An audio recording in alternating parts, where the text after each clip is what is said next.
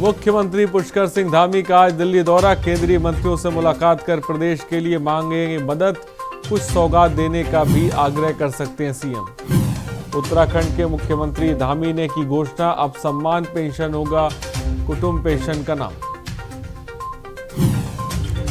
उत्तराखंड सरकार का बड़ा फैसला, बिना रियायत प्रदेश में 17 अगस्त तक बड़ा कोविड कर्फ्यू, अभी भी बंदिशें रहेंगी लागू। कोरोना को लेकर ऋषिकेश एम्स ने दी चेतावनी, उत्तराखंड में बढ़ रहा कोविड का R0 काउंट, ज्यादा सावधानी की जरूरत। उत्तराखंड में बारिश का कहर, पहाड़ से मैदान तक आफत, उफान पर नदी नाले, मलबा आने से 134 सड़कें बंद। उत्तराखंड में 220 पुलिस अधिकारी कर्मचारी होंगे सम्मानित, कुल 6 श्रेणियों में दिया जाएगा सम्मान चिन्ह। आप देख रहे हैं के न्यूज, खबरों का सारथी। नमस्कार, मैं हूं वारिश अजहर, आपके साथ खबर उत्तराखंड में आपका स्वागत है। और देहरादून से खबर है, मुख्यमंत्री पुष्कर सिंह धामी का आज दिल्ली दौरा है। देहरादून से खबर है, केंद्रीय मंत्रियों से मुलाकात कर प्रदेश के लिए मांगेंगे मदद। कुछ सौगात देने का भी आग्रह कर सकते हैं मुख्यमंत्री। सवा माह के कार्यकाल में सीएम का ये तीसरा दिल्ली दौरा है। देहरादून से खबर इस वक्त आपको बता रहे हैं।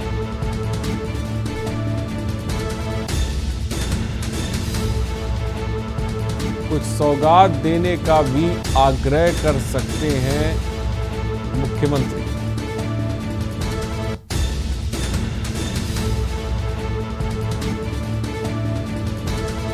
देहरादून से खबर है, मुख्यमंत्री पुष्कर सिंह धामी का आज दिल्ली दौरा।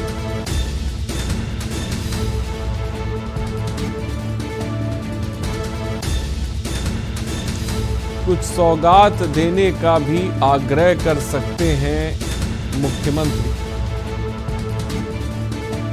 सवा माह के कार्यकाल में सीएम का ये तीसरा दिल्ली दौरा।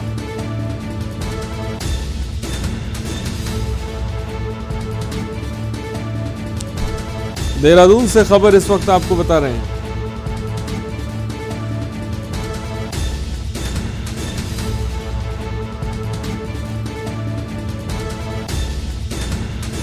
सवा माह के कार्यकाल में सीएम का ये तीसरा दिल्ली दौरा है।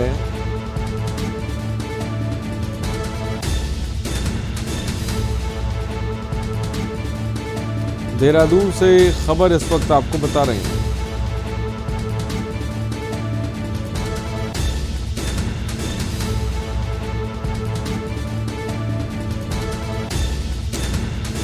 खबर देहरादून से, मुख्यमंत्री पुष्कर सिंह धामी का आज दिल्ली दौरा।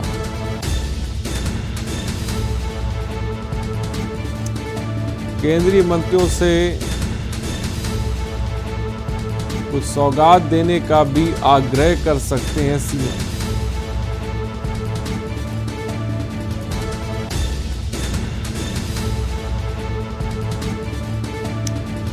देहरादून से खबर है, मुख्यमंत्री पुष्कर सिंह धामी का आज दिल्ली दौरा।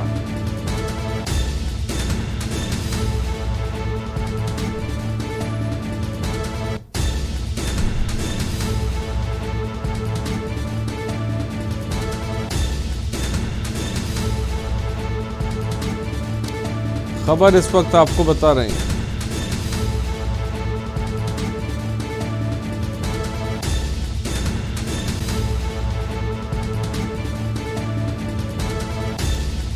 केंद्रीय मंत्रियों से मुलाकात कर सकते हैं मुख्यमंत्री।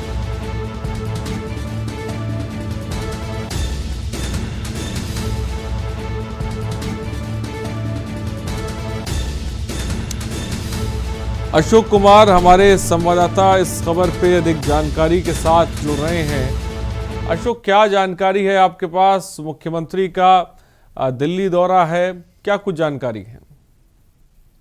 देखिए बिल्कुल आरिश, आज मुख्यमंत्री का एक बार फिर से जो है धामी दिल्ली दौरे के लिए रवाना हो रहे हैं। और जिस तरह से अभी जानकारी हमें मिल पा रही है और अब तक यही बात सामने आ रही है कि 2 दिन का पुष्कर सिंह धामी का यह दौरा रहने वाला है। और इस बीच वो कई केंद्रीय मंत्रियों से मुलाकात करेंगे। और साथ ही साथ उत्तराखंड राज्य में जो कौन कौन सी ऐसी योजनाएं जो केंद्र सरकार द्वारा जो योजनाओं को धरातल पर उतारा गया है और उत्तराखंड में वो किस तरह से कार्य कर रही हैं, वो केंद्रीय मंत्रियों के सामने रखेंगे। और साथ ही साथ उत्तराखंड राज्य के लिए क्या कुछ बेहतर हो सके और क्या कुछ आगामी समय में उत्तराखंड राज्य को विकास कार्यों से इसका लाभ मिल सके, उसका प्रस्ताव भी कहीं ना कहीं आज केंद्रीय मंत्रियों के सामने रखा जाएगा। और कहीं ना कहीं जो आज जो तमाम मंत्री है, चाहे वो कोई भी ऐसा जो केंद्रीय मंत्री होंगे, उसको लेकर उत्तराखंड में किस तरह से आगे विकास कार्य योजना उत्तराखंड में आगे बढ़ सके, उसको लेकर आज मुख्यमंत्री पुष्कर सिंह धामी द्वारा प्रस्ताव रखा जाएगा। और ऐसे में किन किन प्रस्तावों को मंजूरी मिलेगी और कौन कौन से ऐसे प्रस्ताव रखे जाएंगे, ये तो वहां पर उनके पहुंचने के बाद ही पता चल पाएगा। लेकिन 2 दिवसीय अब तक की जो जानकारी हमें मिल पा रही है, ऐसा बताया जा रहा है कि 2 दिवसीय दौरा है। और ये अभी बात सामने ये पता नहीं चल पाया है कि किन किन केंद्रीय मंत्रियों से मुलाकात करेंगे। जी अशोक, मुख्यमंत्री कब दिल्ली के लिए रवाना होंगे, इसके बारे में कोई जानकारी? और ये भी खबरें हैं कि मुख्यमंत्री उत्तराखंड को कुछ सौगातें भी दे सकते हैं, तो वो सौगातें क्या होंगी?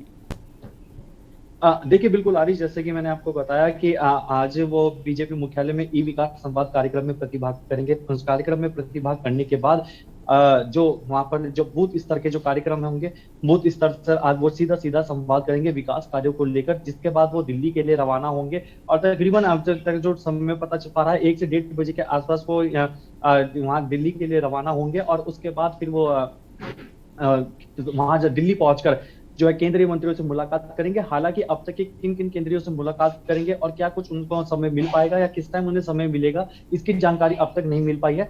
लेकिन जैसे ही कोई भी जानकारी अगर जैसे आती है, तो ये साफ पता चल जाएगा कि किन किन केंद्रीय मंत्रियों से पुष्कर सिंह धामी की मुलाकात हुई है और इस दौरान किन किन प्रस्तावों को केंद्रीय मंत्रियों के समक्ष रखा गया है और उत्तराखंड राज्य में जो विकास कार्य योजनाएं इस समय चल रही हैं और किन किन मंत्रियों को उसके लिए अवगत कराया गया है, वो तमाम जानकारी पुष्कर सिंह धामी के दिल्ली पहुंचने के बाद ही पता चल पाएंगी। जी लेकिन अशोक, जिस प्रकार ये बात चल रही है मुख्यमंत्री का ये दौरा, क्योंकि हम ये भी देख रहे हैं कि उत्तराखंड में फंड की बहुत ज़्यादा कमी है, मुख्यमंत्री मदद भी वहाँ पे मांग सकते हैं।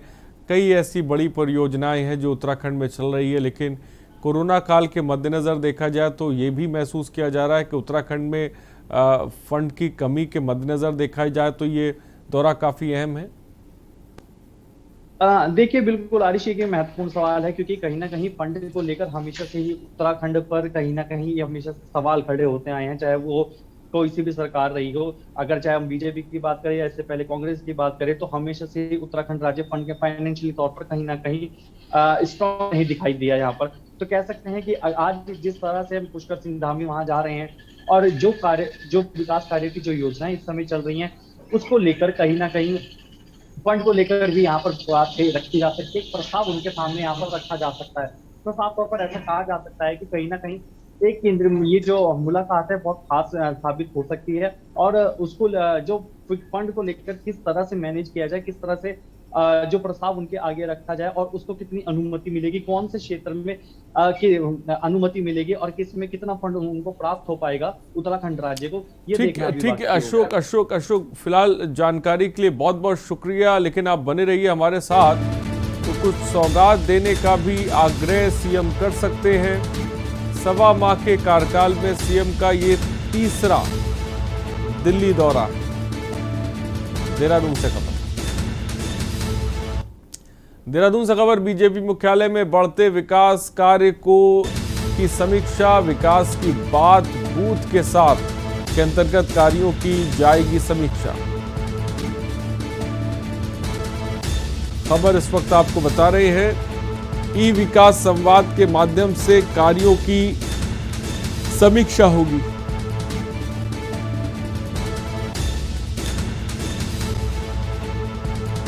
खबर इस वक्त आपको बता रहे हैं बीजेपी मुख्यालय में बढ़ते विकास कार्यों की समीक्षा,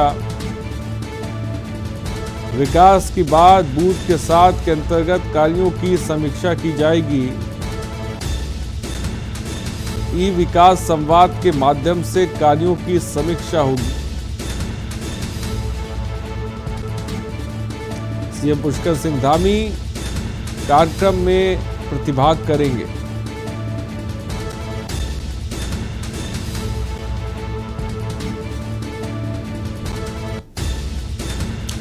अशोक, विकास की बात बूथ के साथ कार्यक्रम समीक्षा की जाएगी, क्या कुछ खास रहने वाला है अगर हम इसकी बात करें तो?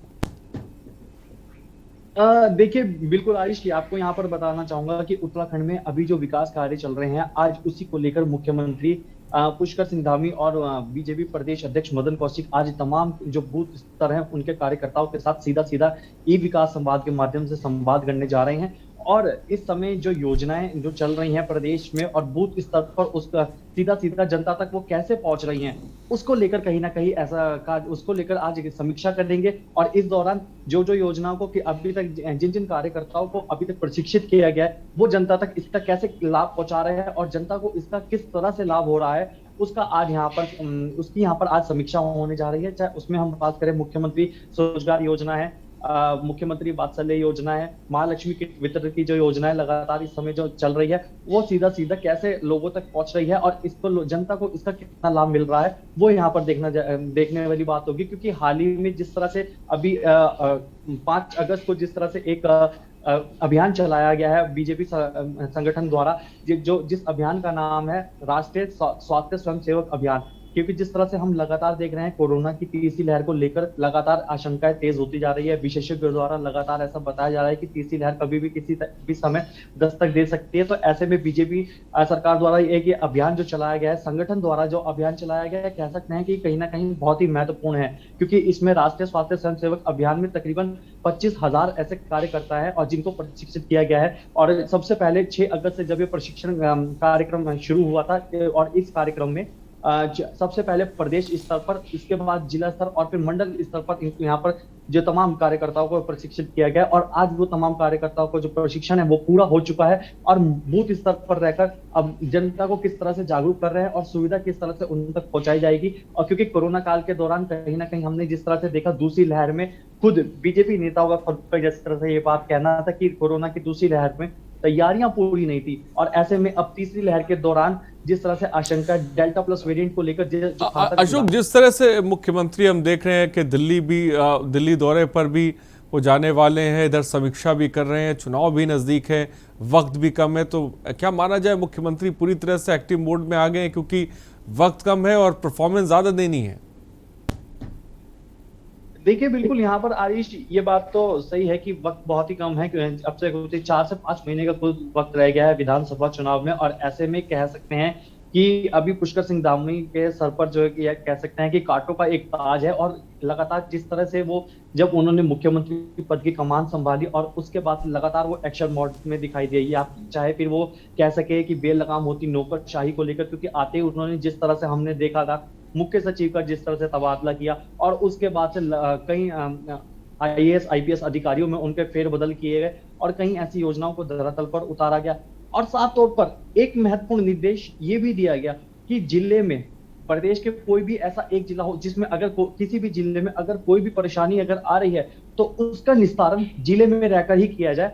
उस परेशानियों का निस्तारण, अगर कोई भी ऐसी परेशानी होती है तो उसको देहरादून यानी कि राजधानी तक ना लाया जाए, क्योंकि अगर ऐसी कोई भी परेशानी अगर राजधानी देहरादून तक आती है तो कहीं ना कहीं ऐसे पे दबाव पड़ता है और कार्य करने में कहीं ना कहीं परेशानियां खड़ी होती है।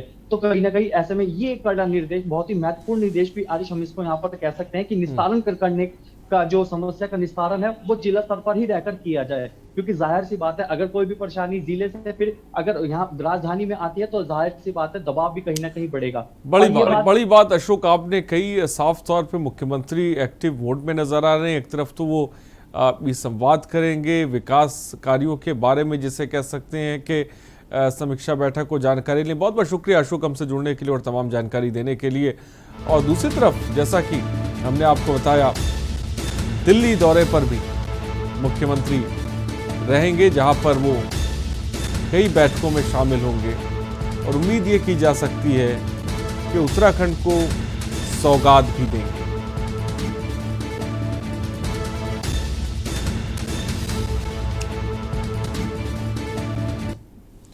तो खबर रानीखेत से, जहां पूरे प्रदेश में आशा कार्यकर्ताओं का प्रदर्शन जारी है, वहीं रानीखेत के विधायक उपनेता प्रतिपक्ष करण मारा ने राजकीय अस्पताल पहुंचकर आशा कार्यकर्ताओं का समर्थन दिया। उन्होंने कहा कि आशा बहनों ने कोरोना काल में सबसे आगे रहकर अपना काम किया और सरकार द्वारा उनकी जायज मांगे नहीं मानना दुर्भाग्यपूर्ण है। उन्होंने ये भी कहा कि 23 अगस्त से होने वाले विधानसभा सत्र में आशा कार्यकर्ताओं की मांगों को वे प्रमुखता से उठाएंगे। जो भारत सरकार के द्वारा या राज्य सरकार के द्वारा जो मिनिमम वेजेस तय की गई हैं, उससे भी कम पैसा इनको दिया जाता है। सबका सम्मान किया गया, मान सम्मान हुआ कोरोना के बाद, लेकिन हमारी आशा बहनों को उसमें भी छोड़ा गया और बहुत ही अन्यायपूर्ण कार्य हो रहे हैं। ना तो इनको परमानेंट किया जा रहा है, ना ही इनकी तनख्वाहें बढ़ाई जा रही हैं, ना ही इनकी जो और प्रॉब्लम्स है उनको देखा जा रहा है। जैसे मातृत्व वो दिया जाता है, अवकाश दिया जाता है। इन लोगों की एक लंबे समय से सारे कर्मचारियों की मांग है कि मातृ पितृ सेवा अवकाश भी मिलना चाहिए। और उत्तराखंड पावर लिफ्टिंग एसोसिएशन के सौजन्य से रुद्रप्रयाग जिला मुख्यालय दी माउंटेन पावर लिफ्टिंग चैंपियनशिप 2021 का आयोजन किया गया। प्रतियोगिता में ओवरऑल युवक वर्ग में लुक्की बिष्ट एवं युवती वर्ग में ममता रानी ने बेहतर प्रदर्शन कर स्वर्ण पदक अपने नाम किया। जिले में दूसरी बार हुई पावर लिफ्टिंग चैंपियनशिप को लेकर युवाओं में खासा जोश देखने को मिला है।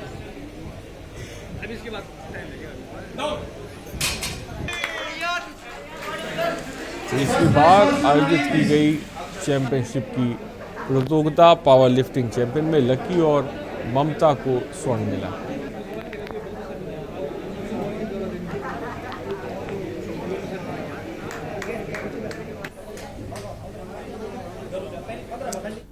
और देहरादून से खबर है, प्रदेश सरकार ने सभी को राहत दी है। देहरादून से खबर इस वक्त आपको बता रहे हैं, प्रदेश के सभी चालक परिचालक क्लीनरों को मिलेगी राशि। 6 माह तक सरकार देगी 2000 रुपए की राशि। परिवहन सचिव ने जारी किए आदेश। देहरादून से खबर, प्रदेश सरकार ने सभी को राहत दी है। प्रदेश के सभी चालक परिचालक क्लीनरों को मिलेगी राशि। 6 माह तक सरकार देगी 2000 रुपए की राशि।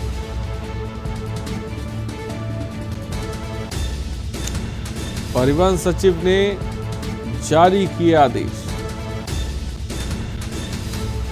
देहरादून से खबर है, प्रदेश के सभी चालक परिचालक क्लीनरों को मिलेगी राशि।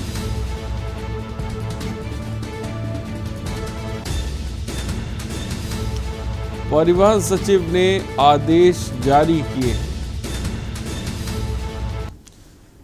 और खबर उत्तराखंड से, जहां कांग्रेस कमेटी के प्रदेश कार्यकारी अध्यक्ष एवं पूर्व विधायक रणजीत सिंह रावत के नेतृत्व में कांग्रेस कार्यकर्ताओं ने रानीखेत रोड स्थित पार्टी के कार्यालय से नगर में तिरंगा यात्रा निकाली। यात्रा अगस्त क्रांति के अवसर पर निकाली गई। यात्रा के माध्यम से कांग्रेस के सभी कार्यकर्ताओं को कांग्रेस ध्वज भी वितरित किया गया। इस ध्वज के सभी कार्यकर्ता अपने अपने घरों पर लगाएंगे।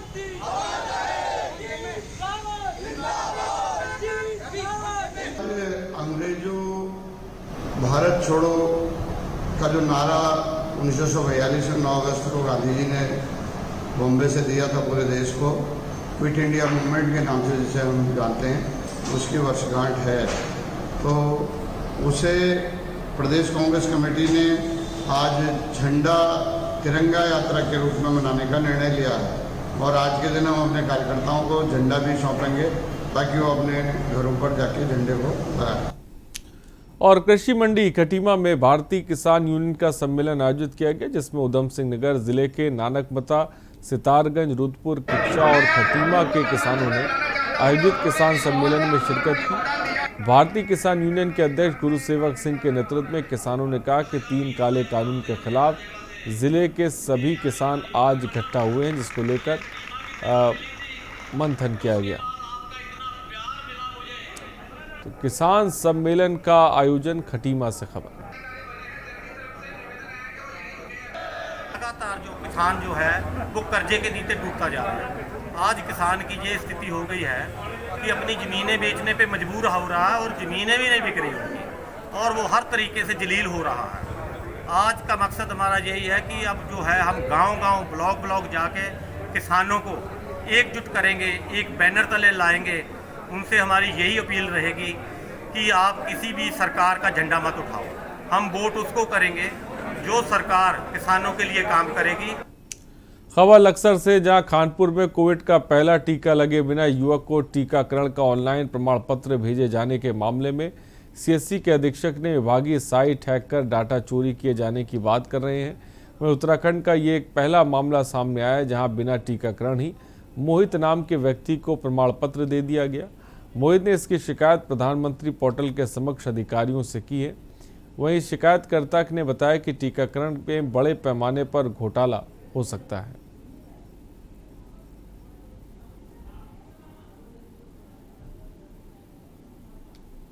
आ रहे कल से कि जाकर के जो जबरदस्ती कर रहे हैं, दबाव डाल रहे हैं कि आप जो ये किया है ठीक नहीं किया, ऐसा है अपने जाकर के टीका लगा लो, टीकाकरण करा लो और जो भी कि कुछ हुआ है उसको ज़्यादा बखेड़ा मत खड़ा करो, ऐसा कुछ कह करके मेरे को फ़ोन किया जा रहा है। न जाने कहाँ सिफारिश की जा रही है और वहाँ से CSC से भी फ़ोन आ रहे हैं कि आ जाओ आप टीका लगा लो। और खबर लक्सर से, जहां राजपा के नेता अजय वर्मा और उसके समर्थकों को हाईवे जाम करना महंगा पड़ गया। वहीं प्रशासन ने अजय वर्मा सहित 13 लोगों के खिलाफ कई धाराओं में मुकदमा दर्ज कर लिया है। आपको बता दें कि राजपा के नेता अजय के नेतृत्व में पार्टी के सैकड़ों कार्यकर्ताओं ने विगत दिवस हरिद्वार की निजी फैक्ट्रियों में 70% रोजगार स्थानीय लोगों को दिए जाने की मांग को लेकर रोजगार यात्रा का आयोजन किया।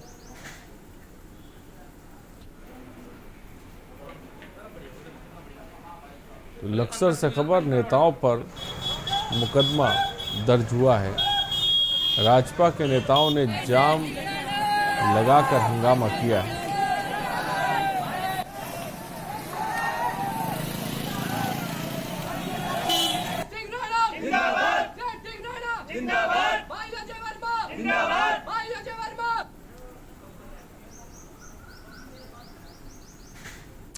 रक्षाबंधन के पावन अवसर पर देहरादून के हाथी बड़कला के नया गांव की महिलाओं ने कैबिनेट मंत्री गणेश जोशी को राखी बांधी।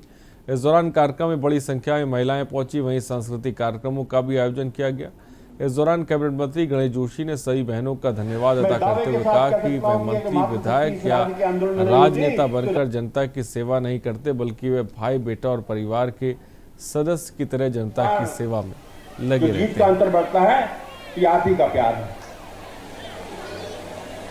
और आपको शायद एक बात याद होगी, जब मैं पहली बार चुनाव लड़ रहा था, मैंने आपसे एक बात कही थी कि अगर आपने मुझे विधायक बनाया तो मैं विधायक बनकर नहीं, आपका भाई बनकर, आपका बेटा बनकर, आपके परिवार का सदस्य बनकर आपकी सेवा करूंगा। भाइयों बहनों, इस भावना से मैं काम करता हूं। उत्तराखंड राज्य की राजधानी गैरसैंण उत्तराखंड के लोगों को रोजगार, स्वास्थ्य, शिक्षा, जनता की मूलभूत मांगों को लेकर 38 तक अमर अनशन कर अपना बलिदान देने वाले बाबा मोहन सिंह के अनशन स्थल पर उनको याद किया गया। बाबा मोहन सिंह पौड़ी जिले के निवासी थे। वह अपनी मांगों को लेकर चमोली जनपद के बैनीताल में अमर अनशन कर रहे। उन्होंने अपना बलिदान दे दिया। यहाँ प्रत्येक वर्ष उनकी याद में यहाँ मेले का आयोजन होता था, लेकिन कोरोना गाइडलाइन पालन करने के कारण आयोजन नहीं किए गए।